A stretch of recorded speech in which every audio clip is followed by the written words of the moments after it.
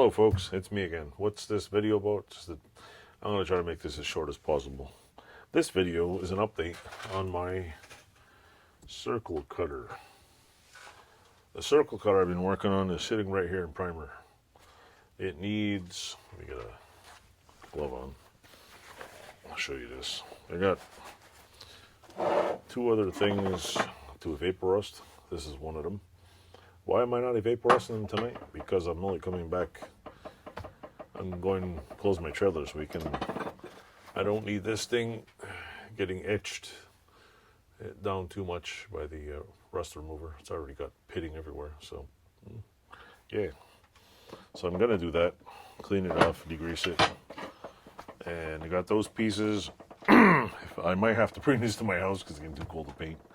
The base is painted. I got to take a little block of sandpaper.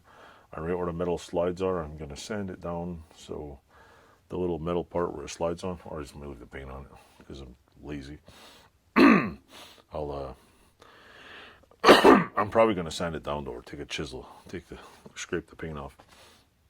A piece of carbide scraper so it slides. The other one's set in the base. This one is bolted in, that one it's on a slide, so even like the side pieces that are on an angle where it slides, I'm going to sand those down to bare metal and oil them, sand the bottom one, and that'll be after I paint it. The reason why I'm painting it and then doing that is because one, when I was just like, I don't have the time or the patience to tape the whole thing up.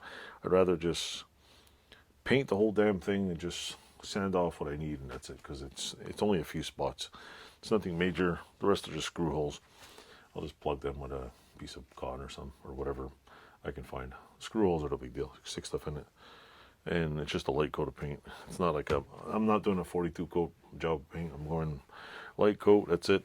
Put it back on there, and I gotta find a home for it somewhere in here where it won't get murdered. It's probably gonna sit on the mule for a while until I demolish that whole section over there and put it back together. This winter I think I'm gonna do a slight remodel in here. Not really a remodel, it's more like a cleanup.